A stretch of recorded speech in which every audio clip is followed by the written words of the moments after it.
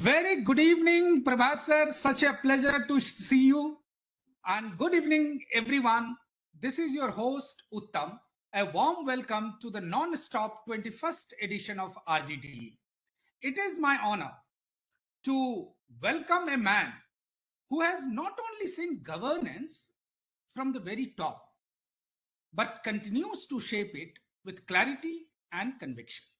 Sri Prabhat Kumar sir has shown us that retirement is just a word. He is a rare mix of academic brilliance and administrative grit. 3 master's degree in physics, mathematics, and economics, and one of them from the London School of Economics with a distinction. That's the kind of resume that makes the rest of us wish we would have probably spent less time scrolling reels. From Cabinet Secretary of India to the first governor of Jharkhand, he has led from the very front. Imagine walking into a brand new state where even the letterhead didn't exist and still building institutions that lasted. One story from those days stands out. Prabhat sir's push for Ranchi's Nakshatra 1, an urban forest inspired by constellations, was something very well appreciated by the state of Jharkhand today. It was governance with roots. He now also serves as Chancellor of Usha Martin University, placed in Ranchi. And at the age of 84, while many are content tending to gardens, he is still planting seeds of ethics in governance as the president of the IC Center for Governance.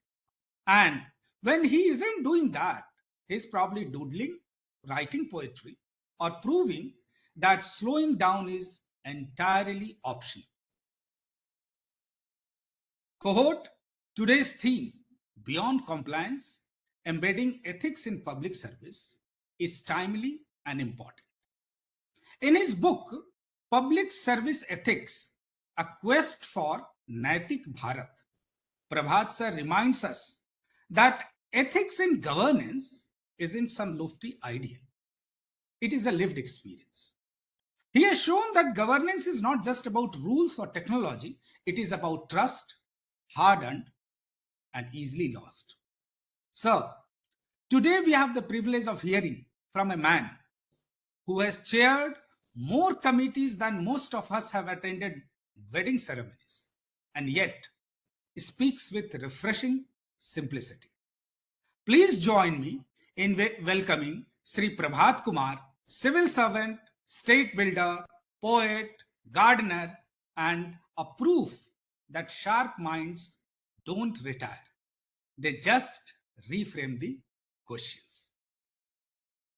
Let's begin with a traditional welcome for Sri Prabhat Kumar sir. Our colleague Sri Manish Nayyar is at sir's residence, and I request him to do the honors with a shawl, please.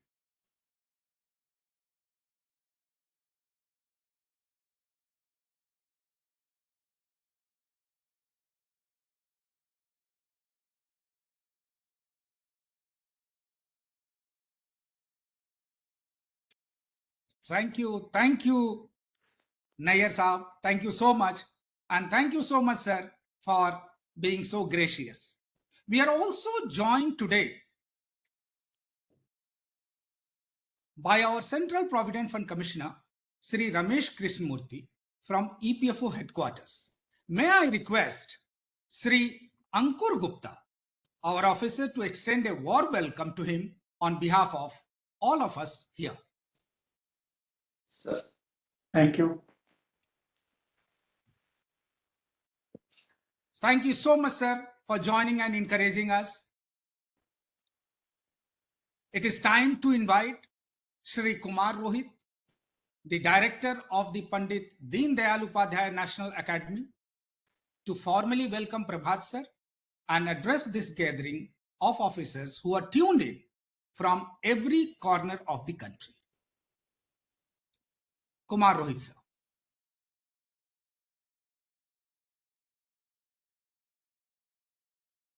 Thank you, Uttam. Good evening and a very warm welcome to the CPFC, sir, our senior officers and esteemed colleagues. As the Director of National Academy of Social Security, it's my privilege to welcome you to the 21st non-stop edition of Reimagining Governance Discourse for Excellence. This series has become a platform for honest reflections on leadership, ethics, and the changing demand of public service. Each edition has brought us closer to the heart of what governance truly means, not just a policy paper, but in the experience of the people we serve. At PDUNASS, this vision shapes all our learning initiatives. Recently, we hosted a design thinking workshop in collaboration with NIT Ahmedabad. We explored design as a creative, empathetic, and future-oriented process central to solving governance challenges. Our officers experienced how empathy, problem definition, and iterative solutions can lead to smarter, citizen-centric services. We also ran a powerful session on compassion in governance, a first of its kind, in collaboration with Nobel laureate Kailash Satyarthi's global movement for compassion, where our officers saw how compassion is not just a feeling, but action. These sessions reminded us that humane leadership is as essential as digital transformation in building trust. Today's session carries that same spirit forward. It invites us to see governance through the lens of integrity and courage, guided by someone whose career embodies both. We are honored to welcome Sri Prabhat Kumar sir, former Cabinet Secretary and the first Governor of Jharkhand. Few public servants have shaped India's governance story so deeply, from coordinating at the highest levels of government to laying the administrative foundation of a brand new state. His career has been a masterclass in institution building, problem solving, and ethical leadership. The late Dr. APJ Abdul Kalam once shared a story that captures Sri Prabhat Kumar sir's leadership perfectly. In the late 1990s, India's internet sector was crawling under a government monopoly. Dr. Kalam used to attend monthly meetings of secretaries chaired by Cabinet Secretary Sri Prabhat Kumar during 98-99. Every meeting seemed to circle back to one question: should private players be allowed in? Security concerns and hesitation kept them stuck. Sri Prabhat Kumar, then Cabinet Secretary, decided that it was time for action. He asked Dr. Kalam to lead a team, brought in experts, and made sure conversations led to solutions, not stalemates. Within months, India opened internet services to private providers. That single decision sparked our digital revolution, powered the IT industry we know today, and connected millions of Indians to the world. It was more than a policy reform. It was leadership with a sense of responsibility for future generations. For us at EPFO, this story resonates deeply. We are custodians of the financial futures of over 27 crore Indians. That makes us one of the largest social security institutions in the world. Our systems, portals, and process matters, but the true currency we run on is trust. Every claim we settle, every grievance we resolve, every pension we deliver either strengthens that trust or weakens it. Today, there is a growing recognition of services like Passport Seva and EPFO for being responsive and citizen focused. That is encouraging, but it must inspire us to push further. Our goal is not simply efficiency. Our goal is lasting faith. This is why ethics in governance is not just a slogan. It is a necessity. Institutions earn respect not through size or power, but when they are seen as fair, transparent, and deeply connected to the people they serve. Sri Prabhat Kumar's career shows that ethics is not a constraint, it's a multiplier. Whether he was coordinating ministry, shaping IT policy, or designing the machinery of a new state, he proved that integrity and efficiency go hand in hand. As we soon open this 21st session of RGDE, let us listen closely, let us reflect deeply, and let us ask ourselves, how can we bring the same clarity, courage, and ethical focus into our own work? Whether we are building digital systems, enforcing compliance, or simply making sure a social security entitlement reaches someone who truly depends on it. On behalf of PDUNASS, it is my honor to welcome Prabhat Kumar sir. Please join me in welcoming as he shares his reflections on governance that works because it is anchored in values. Thank you, Jai. Thank you so much, sir. We didn't know that one of the reasons why we are able to connect across the country with Prabhat sir is the person himself. Thank you, sir. Much appreciate that.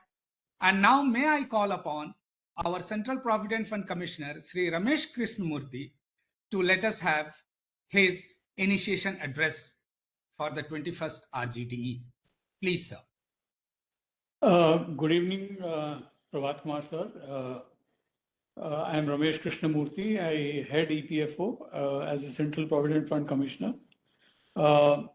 Thank you to Kumar Rohit, Director PDUNASS, and Uttam Kumar for the welcome address and the very, what I would say, enlightening and illuminating opening remarks about Sri Prabhat Kumar sir. Sir, it is my privilege to open this 21st edition of Reimagining Governance, a discourse for excellence. This is a very unique program.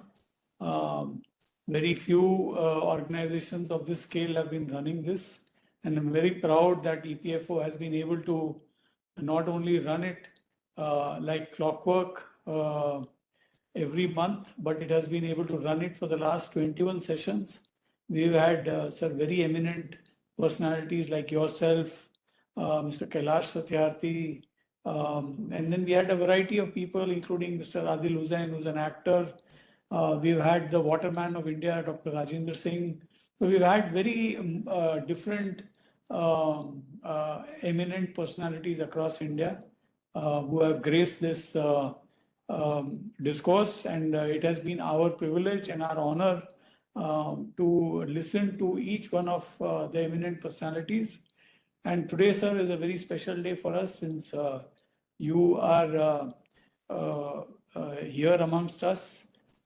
As was already explained, sir, you have occupied the highest echelons of the bureaucracy in India, and you've gone ahead to also hold constitutional posts.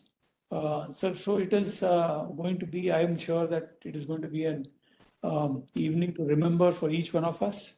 Sir, you have also led the way in what I would say establishing the role of ethics in governance. So for us, that matters deeply. As Rohit was talking about, sir, we in EPFO, we are mandated to provide social security to all spectrums of our private sector workforce. But if you see our target clientele, they are mostly the blue-collared workers of India, people who are sales representatives, security guards, people who work as call center operators, data entry operators. They're all people who are at the, I would say, at the lower end of the income spectrum. And this forms the bulk of our target clientele. And therefore, sir, your guidance on how we should approach them, how we should handhold them in their entire life journey towards achieving social security and safety will be of paramount importance to us. Sir, as you know that any institution, and we are a 72-year-old institution born just immediately after India achieved independence. And the hallmark of any such institution has to be trust and faith in the institution. So I think we are trying our best to make sure that our citizens can live up, that we can live up to the faith and trust of our citizens. And in that process, we build an institution which is rock solid, which can be depended on for financial security and freedom by all citizens of the country. So very recently, sir, the government has launched the Pradhan Mantri Rozgar Viksit Bharat Rozgar Yojana. Now that implementing agency is EPFO. So the government thought it fit that we should lead the new employment incentive program. And we are really very proud to be associated with such a prestigious program, which has an outlay of nearly 1 lakh crores over the next 4 years.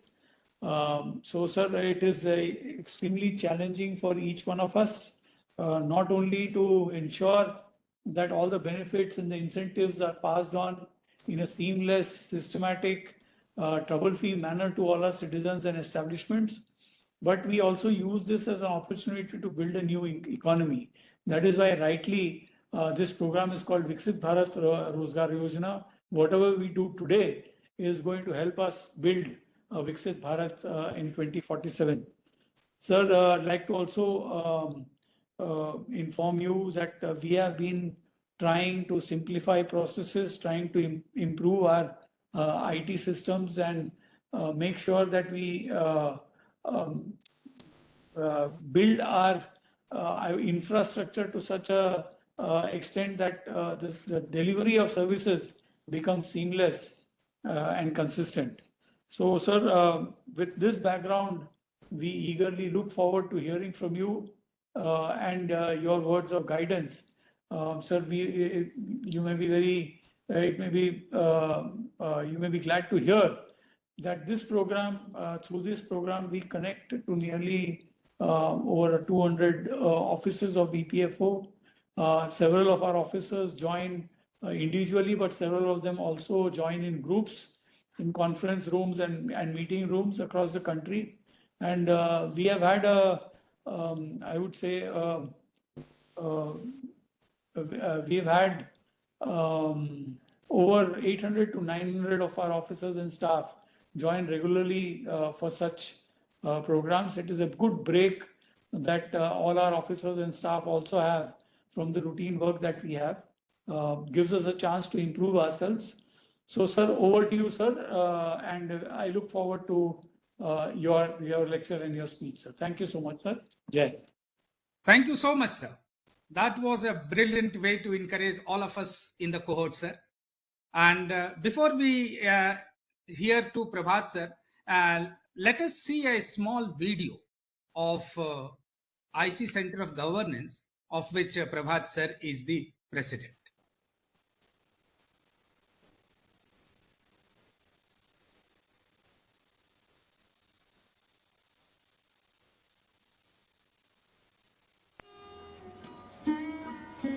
Democracy is the chosen system of governance in more than 140 countries, in the hope that elected government fulfill the needs and aspirations of the citizens. But it is a great paradox that leaders elected through free and fair elections often fail to fulfill the wishes of the people. India's experiment in democracy is under watch globally, not only because it is the largest democracy in the world, but also because of its complexities of linguistic, ethnic, and religious diversity. Challenges of India: poverty, health, education, sanitation, environment. We have every reason to be unhappy with the governance of our country. In an international dialogue on democracy at Asia Plateau in 2003, IC Center for Governance, deliberations followed in a series of roundtable conferences organized by the Initiatives of Change around the country to set a center for governance to think collectively on the state of public governance of the country. The ICCFG is based on the philosophy of Initiatives of Change. ICCFG has been organizing conferences, interactions, and lecture series on the burning topics relating to governance. On the basis of our experience, the Center is convinced that in order to secure high and inclusive economic growth and eliminate corruption, we need ethics to be the cornerstone of governance in all areas. Since ethics is the creed of the Center, we believe ethics as lived in and not ethics as preached from pulpits. In an effort to bring ethical leadership, the Center has started a program on ethics in public governance for senior government officials of All India Services, State Services, and Central Services at Panchgani. We not only run programs for our civil servants, but also run courses and conduct workshops for other countries. The Center also launched a half-yearly Journal of Governance covering different areas of governance. The inaugural issue was released by Honorable Vice President of India. Eminent author and experts contribute to the prestigious journal. Special issues on subjects like urban governance, energy, water management, environment, healthcare, education, civil service. Our aim is to collectively create a community of ethics. An e-magazine, Ethics in Governance, carries the message to a wider group of practitioners of governance. The Center also networks with our collaborators and associates to increase our reach and include like-minded institutions and groups. ICCFG was also invited by IFC International for an international conference on human security held at Co in Switzerland. An annual dialogue on democracy has also been introduced at Asia Plateau in collaboration with IFC India. Delegates from democracies across the globe shared their experiences in a stock-taking of 10 years of the Center's existence. Mr. R.D. Mathur, the inspiration behind the idea of the Center, said, has to rise up and once again look at ethics and integrity as part of our lives. the story goes on. We have much to do and miles to go. Beautiful. It's a great learning to see how IC Center of Governance is helping the country grow. Sir, before you come on the stage, sir, it is also my duty to introduce you to the audience here, sir. As you know, they have joined from Calcutta to Gujarat, from Kerala to Jammu. And the skill set in this room is wide and deep, ranging from civil court judicial functions to frontline service delivery, from public relations to investment management. And they can run large government programs at short notices. And they can show up even at the workers' doorsteps when needed. Thank you so much, sir, for this affection in being with us. The floor is all yours. Prabhat Kumar, sir. Thank you. Thank you so much. Mr. Krishnamurthy, Mr. Kumar Rohit, am I audible? Yes, Very much, sir. Okay. Mr. Uttam Prakash, officers of the EPFO, and my colleagues of IC Center. Let me first say that I'm flattered. I'm flattered by the generous words of Sri Uttam Prakash and Kumar Rohit. But I always say that a person is not described fully by his CV. He has to prove it. He has to deliver what is being said about him or her. So anyway, I'm very happy today to be speaking to EPFO's officers, and you say that from all over the country. In fact, it's very heartening that the National Institute of Social Security has initiated this lecture series, this series of talks on reimagining governance. As you said, this subject is at the same time vital and urgent. It's both important and topical. And I also learned that very eminent people have spoken to you during this series. I have a little knowledge and experience of governance of the country. And therefore, I would also like to share some of my views on the subject with you. As the title of my talk is Embedding Ethics in Public Service, I will be largely talking about an intangible dimension which I consider to be the heart of good governance. But before, let me say that all of you in the audience, you are public servants, and each one of you is unique. You are all part of the governance of the country. And therefore, individually and collectively, you are entitled to deliberate on governance, on the future of governance, a future which I will not see with my own eyes. You are entitled to ask questions. You are entitled to demand answers from your elders, from the previous generations of civil servants. But before embarking on this deliberation, you must first understand who are you. You must understand yourself. Because I believe that most of the time we are defined by others. It is others' perception of us that defines us. We start acting on that perception, and thereby we lose our authenticity. We act according to the expectation of others, not as our natural self-expression. Therefore, I consider self-knowledge to be extremely important.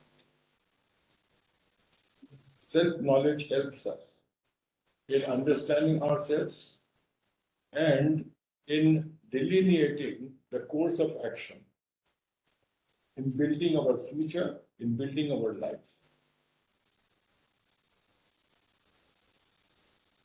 And once we know this I call, which we call in the IC Center as inner governance, that you must understand. Self-knowledge also teaches us to recognize patterns in our behavior so that I can plan for improving myself. And once we realize who we are, then we must give a deep thought to what we bring to the table. What do you bring to the table? The table in this context is your organization. The table in this context is governance in general. The table in this context is your department, your office, your workplace. And I believe that with your talents and your gifts, with your capabilities, you can always contribute something to the ecosystem you belong to.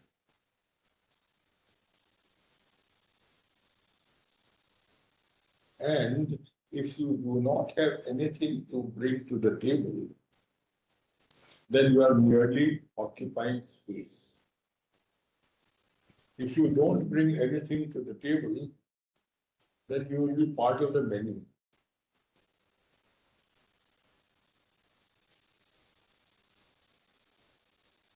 And therefore, I say that your competition is only with your potential. You have immense potential. How far you can realize it. So your competition is with your own potential. Let me digress for a moment.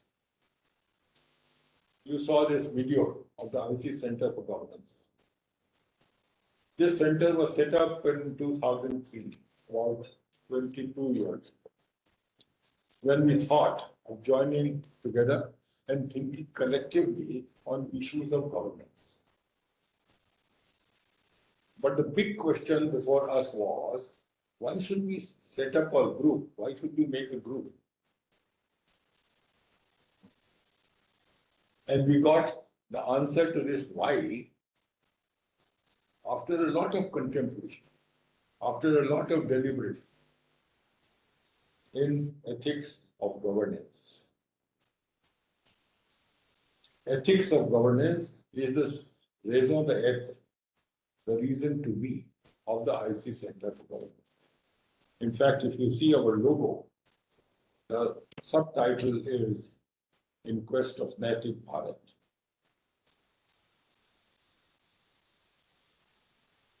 So ethics is our article of faith.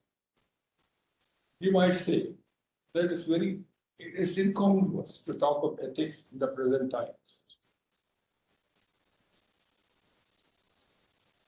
If you see the present, then perhaps in all walks of life, perhaps in almost every profession, you see a total lack of ethics.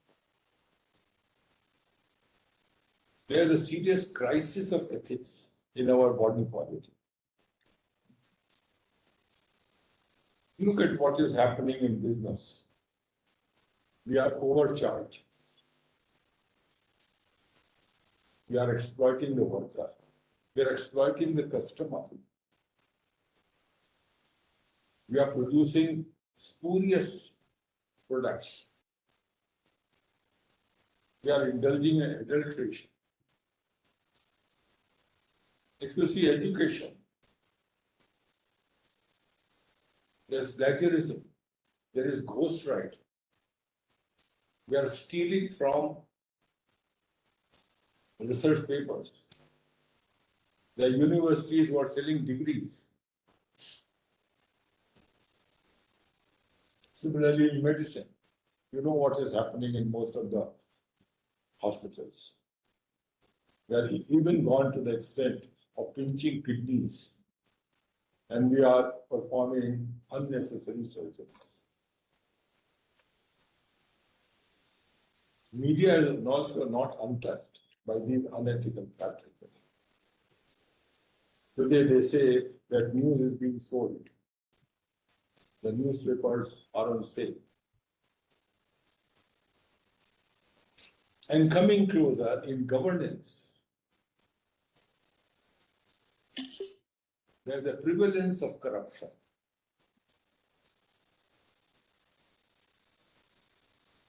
The delivery mechanism, the delivery of services, it lacks the requisite sharpness. And the citizen is left waiting for what is rightfully his. He is entitled to services, but he doesn't get it. He's running from pillar to post, and he doesn't get any redress. This is the state of affairs of governance in our country. And in such a situation, to talk of ethics No, it seems very incongruous. But that is exactly why in the IC Center, we have decided to talk of ethics. That is exactly why we are talking of ethics of governance, ethics of public service. Now, let me just give my idea of what is ethics. Ethics for me is a fascinating word. You cannot describe it in one phrase or one definition. You can't have an algorithm of ethics. You can't say, even the artificial intelligence cannot make an algorithm. Ethics is dynamic. Ethics is not static. Ethics moves. It moves with context. And therefore, I say that ethics is fascinating. And it requires a deep study to understand what is ethics. But in very simple words, ethics can be described as the demarcation between what we do and what we ought to do. In every situation, if we do what we should do, what is the right thing to do, then we are ethical. But if on the contrary, if we know what is right and don't do it, then it is unethical.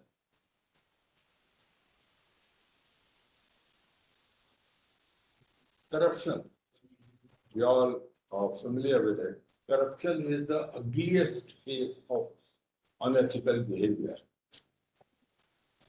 But corruption is a very small part of unethical.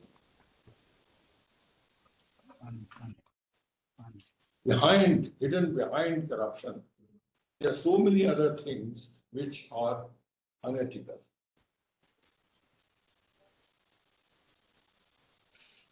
What we do in our day-to-day work in our office, what we do in our interaction with the people, with our colleagues, with our superiors, about subordinates, with the citizen, that defines our ethics, ethical conduct. For example, each one of you, my friends, you should ask some questions from yourself.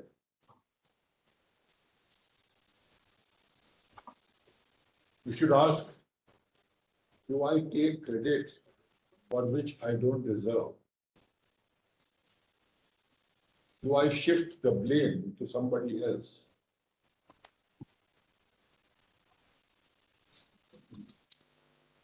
Do I make excuses to shirk work?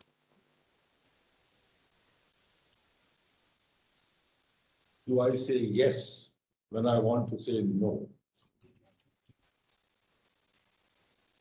Do I keep my word? There are so many questions which we should be asking, and all these questions individually and collectively define what is ethics of public service.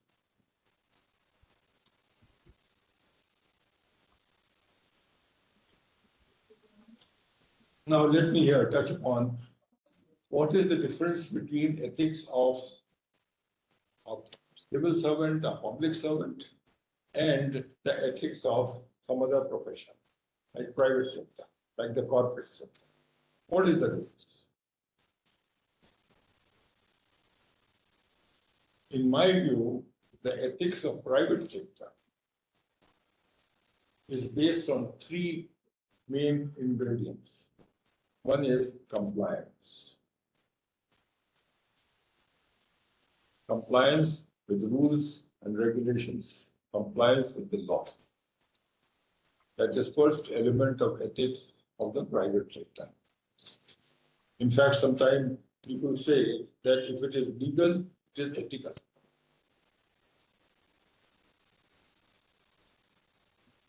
The second ingredient of ethics of the private sector is transparency. That the policies of the company and the actions of the company should be transparent. And the third element is very important, and that is willing to answer questions. Now, these three combined together, they make the ethics of the private sector. If a private sector company follows these three principles, compliance, transparency, and willing to answer questions, I think then it is considered to be ethical. But for a public servant, this is not enough. For a public servant, these three elements are to be there, but at the same time, something more is to be added to it. And that intangible is the spirit of service. The spirit of service to the people.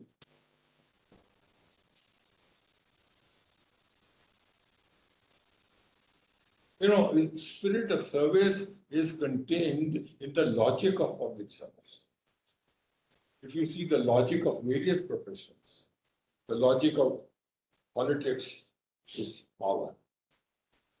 The logic of business is profit. The logic of science is discovery. Similarly, the logic of public service is the spirit of service to the people. And therefore, the definition, if it is legal, then it's ethical, is not true for the public side. I therefore hold, this is my hypothesis, that we should build an ethical ecosystem within the governance. At every level of governance, we should have this ethical ecosystem. And the ethical ecosystem is not confined only to elimination or reduction of corruption. It's much more than that. There are so many attributes of ethical conduct in public service.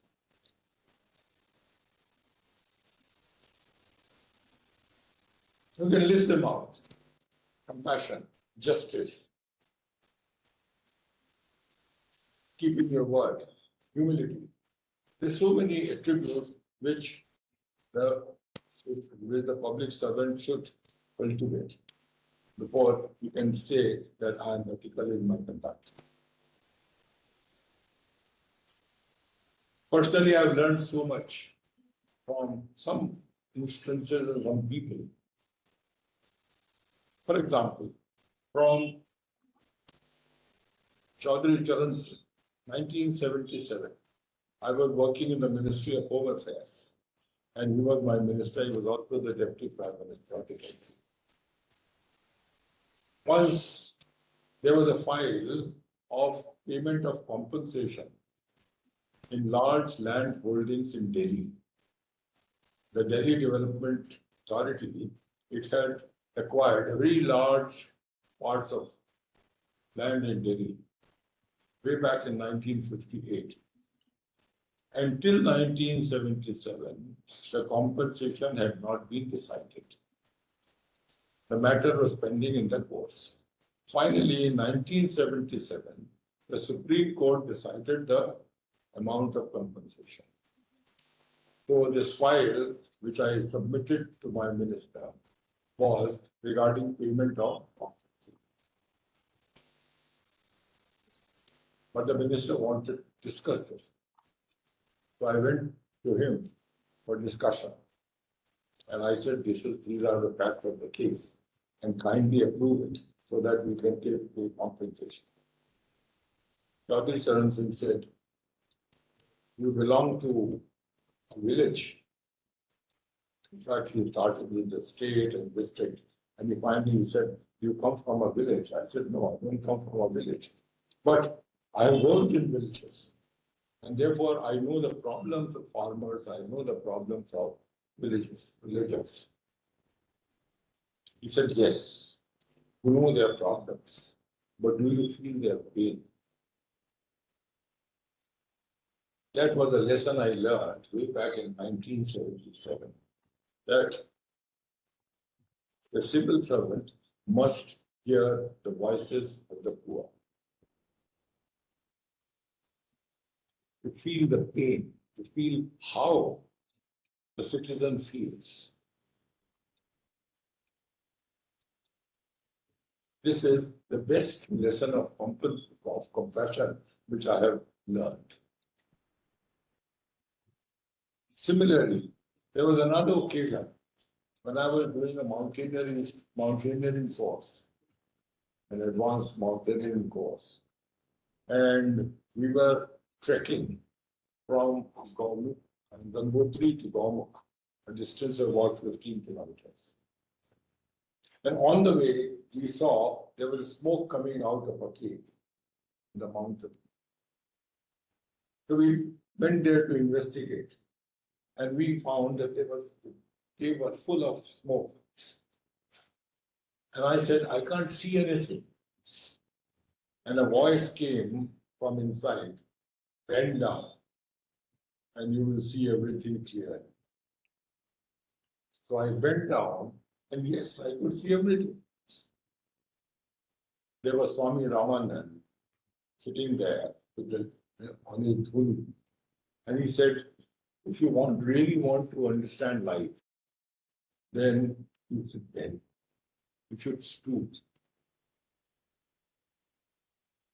The lesson humility, because humility, which I learned from him, is not yielding to the powerful, is not yielding to the strong.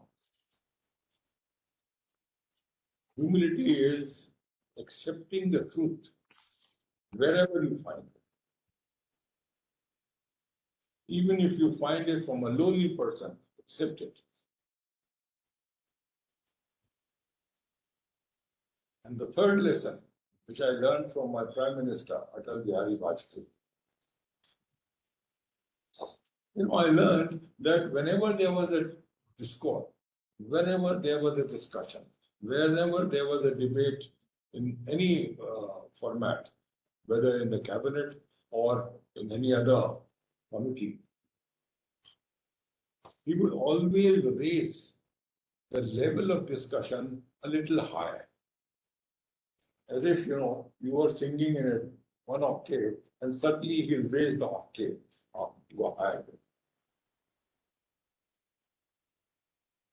We were planning the golden quadrilateral. That was the first exercise in connecting the country by roads. When we were planning, he said, yes, we are joining the various regions of the country. And he said, no. We are joining cultures, we are joining languages, we are joining people. So instead of infrastructure, he raised it to the national unity.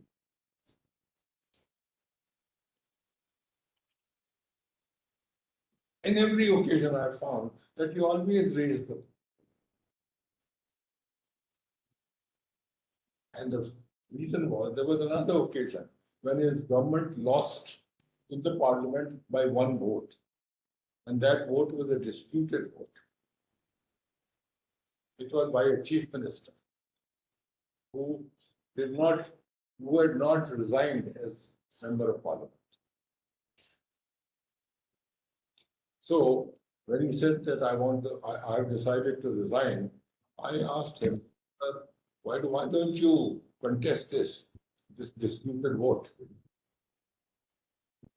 He said, in the interest of parliamentary democracy.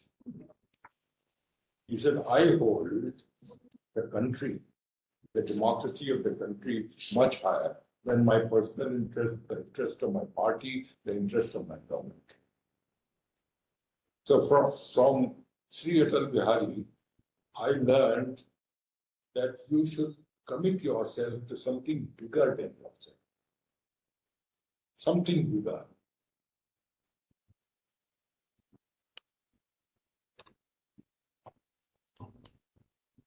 So these are some of the attributes of ethics of public service. But I don't say that, I invented this ethics of public service. Though we are working on it, in the IC Center for Government, we're doing a lot of research on it. But there were other people who had thought of it earlier. In 1994, in the United Kingdom, then Prime Minister John Major, he constituted a committee called a Committee on Standards in Public Life.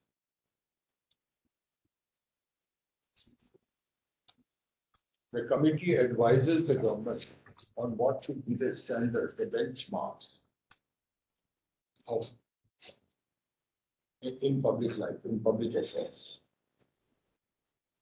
And in 1996, this committee gave its report, the first report, which contained 7 principles, which are known as Nolan principles. Lord Nolan was the chairman of the committee.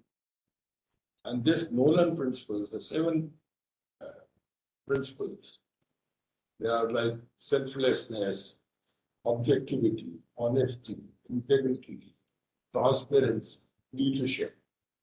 These 7 principles, they are called principles of standards in public life.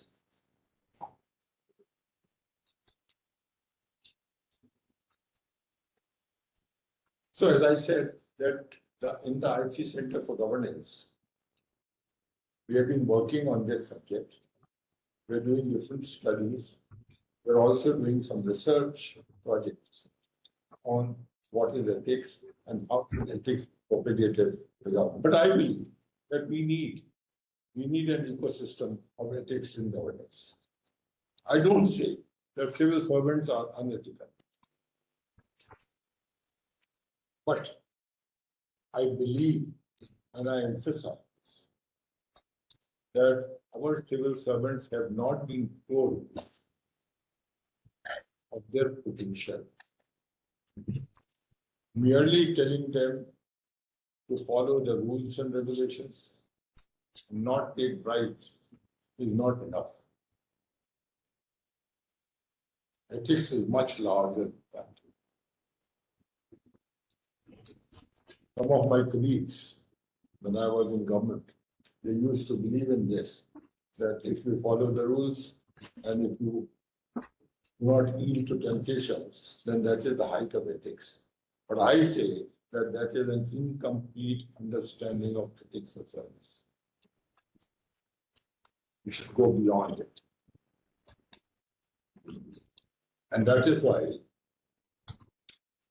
in the IC Center, we have built a 3-dimensional construct of ethics of public service.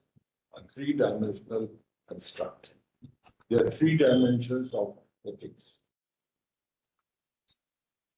The first dimension, the first layer, is doing what is right.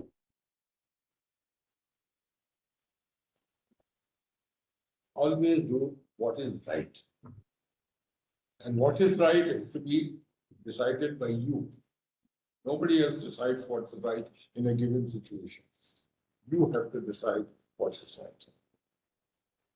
So the first layer is do what is right. The second layer is a little more complex. It says, don't do only what is right, but also just and compassionate. So these 2 elements, these 2 attributes, justice and compassion, they are added to doing the right thing.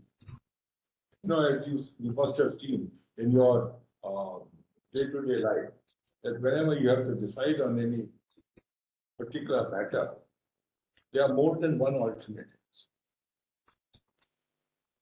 There are options that you can take. And there are more than one right options. There can be 2 right options. There can be 3 right options. I'm quite sure that you're familiar with this. So the second dimension says that among those options, you should choose one which is most compassionate and which is most just.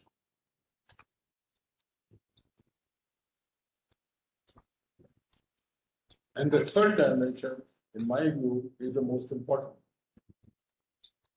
That is, do more than what is expected of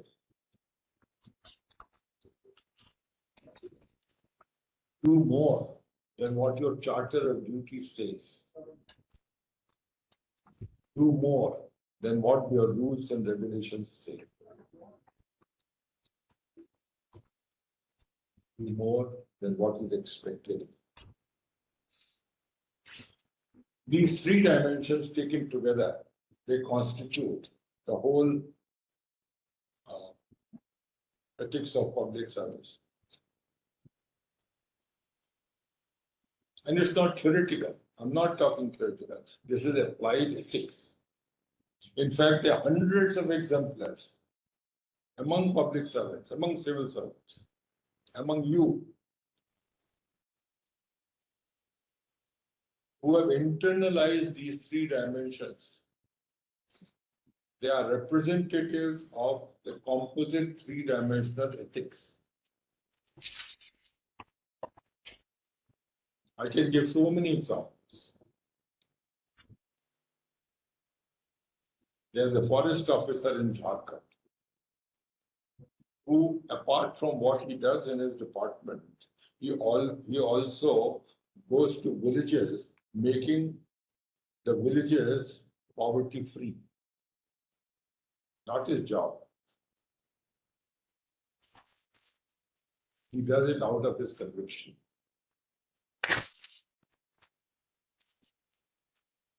There's a young city magistrate in Varanasi. He is identifying children of the streets, those who are begging. And he tries to reunite them with their families. Till date, he has reunited more than 800 such children. Not his job. There is a forest officer in Uttarakhand who is bringing to life some of the dry streams, the streams which have dried. Is beyond his normal duties. There's a district magistrate in Rajasthan who saw villages, the children in the villages going to school barefoot. He started distributing pairs of shoes to them from out of his own salary. Till date, he has distributed more than 2 lakh pairs of footwear. There are so many examples. And you know, what we are doing in the IT center is to showcase these examples. If you have some of these examples, please tell us so that we can showcase to a larger audience, of civil servants.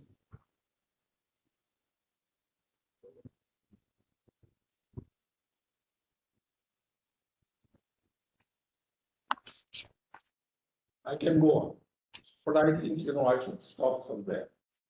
Now, the Prime Minister is talking about Viksit Bharat. You also mentioned Viksit Bharat. Of course, it's a very powerful concept.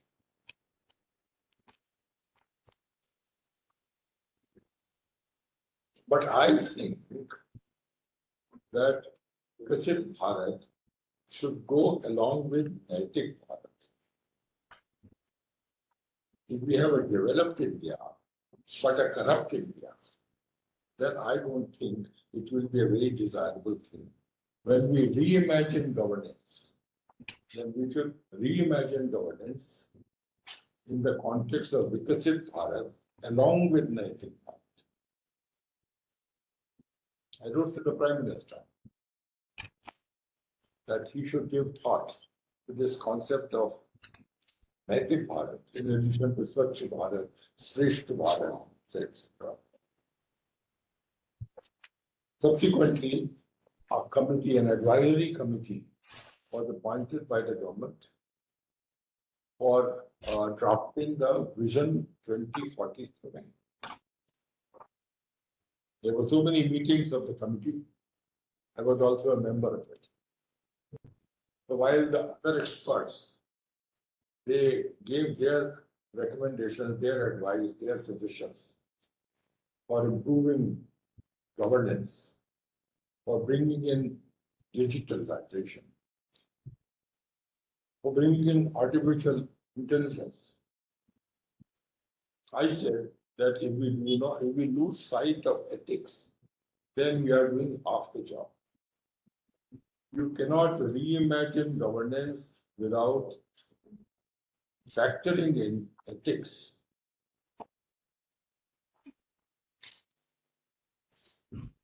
So I think I'll stop here.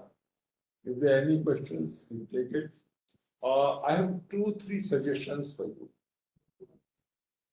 For the EPFO, I would say that there should be a small module of ethics in every training program. Whatever training program you have in the organization, at every level, there should be a little of ethics. Because I believe that we have disregarded ethics in our capacity building. We don't teach ethics. The other day I was looking at the training program of police officers in United States, in the USA, in all the 50 states. They are recruiting police officers and giving them a very rigorous training. The rigorous training is for 633 hours. It's a 2-year program, and after 633 hours of training, they are made licensed police officers in America. When I looked at what the contents of that training program, I found, to my surprise, that only 6.5 hours were given to ethics and values. 6.5 hours out of 633, less than 1%. And I'm quite sure that in our country, the situation is no better. It is unfortunate that we have not incorporated the element of ethics, values in our training. So my request to EPFO is that if you could incorporate just a little input of ethics in all your training. The second suggestion is that you should have an ethics committee. Give it a platform. Give platform to your officers. I'm the Chancellor of Usha Martin University, and there we recently inaugurated an ethics center to provide a platform to the students and to the faculty so that they could deliberate on ethics. They could deliberate on ethics of education. They could deliberate on ethics in the society. So just a thought. And finally, I hope that all the officers of the EPFO, they also become exemplars of the 3-dimensional ethics that we have just said. Thank you very much. And if there are any questions, please. Thank you so much, sir, for those inspiring words. You reminded us that governance is not about files, but about lives. Justice and compassion must go hand in hand. You said when there is more than one right answer, we should choose one that is both compassionate and just. You showed us that humility means accepting truth from anywhere, and that leadership is about raising the level of discourse. As our former Prime Minister Atal Bihari Vajpayee ji said during the Golden Quadrilateral, which you referred to, that it is not connecting corners, but it is connecting cultures, people, traditions. So this is something about committing more and larger than ourselves. And the message to us is very clear: do more than what is expected, do more than what the Charter of Duty says, and that is the spirit that gives governance both purpose and dignity, sir. And last, may I say, in many cases, your presence itself is a great learning also, sir. I do have few questions from the audiences, sir, and I'll post the first one right away, sir. It says, even the best intentioned officers can go wrong. When mistakes happen, how do we stop the system from just finding a scapegoat and instead turn those moments into learning that makes governance stronger? My answer is very simple.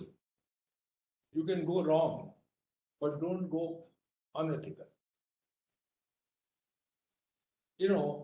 As I said, that there can't be an algorithm of ethics or ethical decisions. You can't make an algorithm that these elements make you an ethical decision. No. The final call has to be taken by you. Whoever is to decide has to take the final call. How does he take it? There are various ways. There are various frameworks of decision making. There are various lenses, there are various viewpoints through which a decision can be seen. For example, you can see the decision from the lens of common good, whether it does good to the people. You can see from the lens of justice that everybody must get what is his right, what is just, what he deserves. There's so many lenses. This lens of virtue, that whether it is virtuous to take a decision. All these lenses are there, and sometimes you find that these lenses lead you to different decisions. Therefore, you have to take a call, which decision to take. You can be wrong. You can be wrong. There's no, we all make mistakes. So I would go further, but I would just say that it is for you to decide as to which is the correct decision. Well said, sir. Thank you so much. One of our officers, Sri Rohit Sri Kumar, who is from Kottayam in Kerala, says, today with technology and AI taking care of many service-related tasks, how can we ensure that ethics continues to guide public service beyond simply following the rules? As I said, ethics is not science. Ethics is beyond science. Ethics is not a set of rules. No. In fact, I'm reminded of what Krishna says in Mahabharata. Krishna says that I know dharma, janami dharmam, nacha me pravrittir. The dharma doesn't impel me to do the right thing. I know that, but I am not guided by that. Further he says, janami adharmam, nacha me nivrittir. I know what is adharma, what is evil, but I'm not restricted from doing the evil by it. No. There's somebody who is sitting inside my heart. Kanapi hridayasthit deven, which tells me what to do and I do it. So your conscience, your inner equipment. I can go further. It is a scientific fact that each one of us has a nervous equipment in us. An equipment, an apparatus made of nerves, which tells us exactly what is right, precisely what is right, in every situation. But we, unfortunately, we are guided by some other considerations.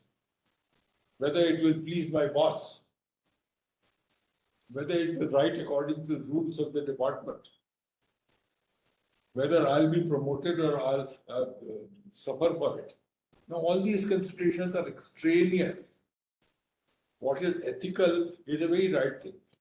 Many times in such meetings, I've been asked that if you have difference between your boss and you, your boss says do something, and you say, no, this is wrong, and I should do something else, then what is the ethical dilemma? I say there's no dilemma. To do the right thing is ethical. If you are led by other considerations, that is your business. It is for you to decide. And therefore, I insist with every young officer that if you make a reputation for yourself of doing the right thing, then nobody can mess with you. Your minister cannot mess with you. Your boss cannot mess with you. Make a decision, make a reputation of doing the right thing.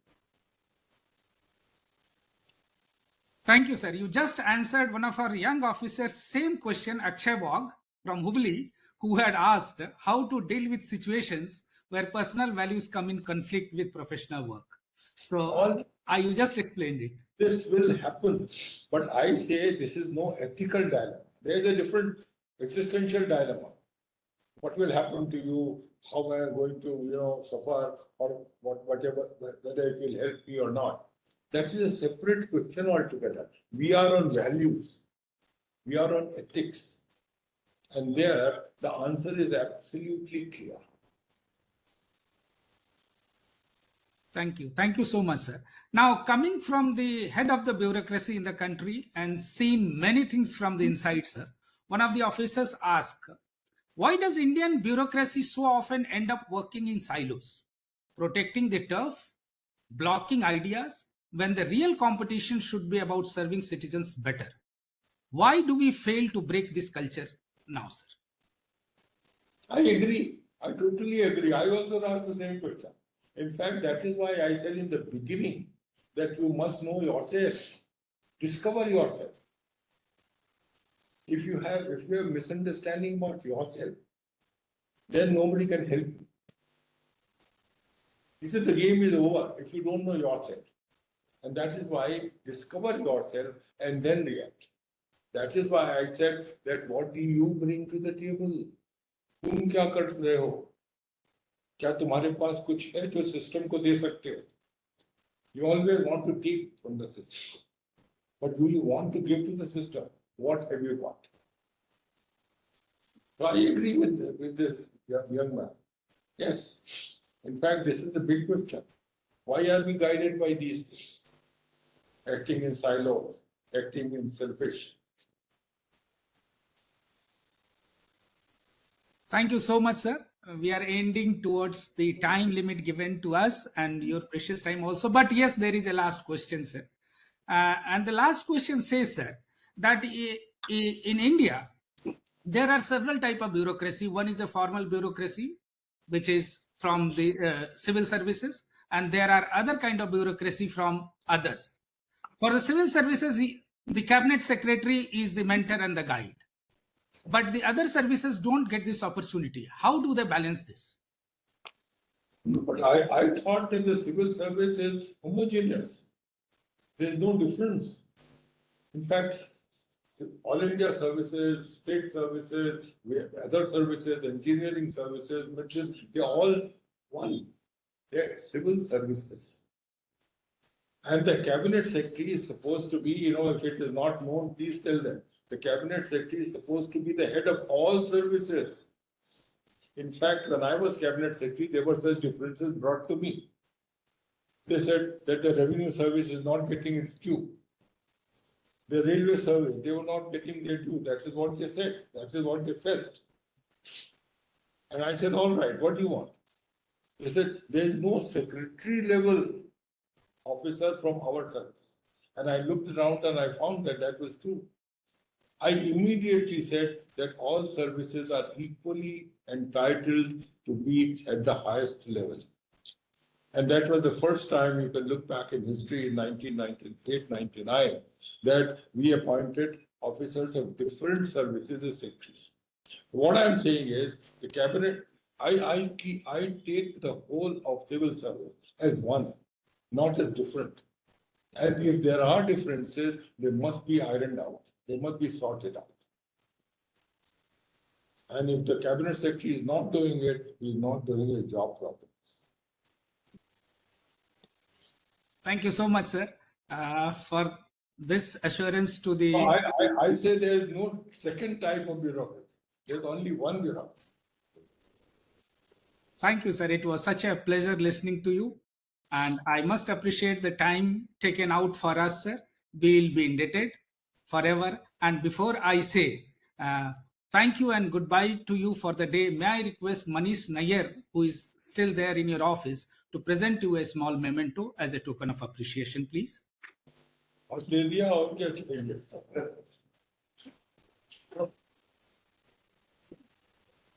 छोटा सा प्यार है sir. ये तो बहुत अच्छा करा सकता I know it, yes. Old friend. Yeah, thank you. Thank you so much, sir. Thank you so much. The Nobel Prize. Good luck. Memento. Thank you. The co-professors. Sir, this will keep you reminding that EPFO is close to your hearts.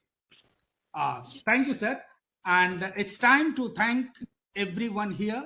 My first thank goes to our Central Commissioner, who has taken out time now and has been taking out time for all the 21 sessions before as well in encouraging us take this forward. Thank you and your team at IC Center of Governance for facilitating this. Entire team at PDUNASS, Director Sri Rohit Sahab, and everyone who has helped us connect with you, including the internet which you gave us. Thank you so much. Thank you. Thank you very much. Have a great evening. Thank you very much. And thank you, lovely audience. Much appreciate your joining. Thank you so much.